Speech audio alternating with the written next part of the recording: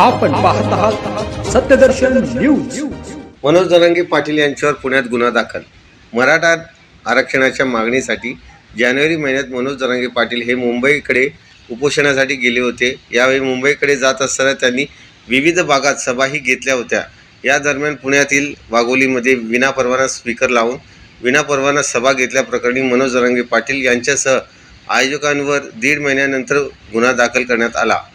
याबाबत अधिक माहिती अशी की मराठा आरक्षणाच्या मराठा रिझर्वेशन मागणीसाठी मनोज जरांगे पाटील यांनी जालना ते मुंबई असा प्रवास केला होता। यावेळी त्यांनी विविध ठिकाणी जाहीर सभाही घेतल्या होत्या।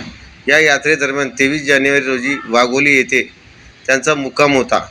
या ठिकाणी जरांगे पाटील यांची सभाही पार पडली होती। या ठिकाणी मनोज जरांगे पाटील यांची पहाटे तासभर सभा झाली होती।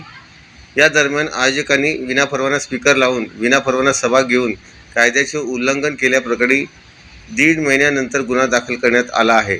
वाघोलीतील लोणीकंद पोलीस ठाण्यात जरांगे पाटील यांच्यासह 8-10 जणांवर हा गुन्हा दाखल करण्यात आला आहे।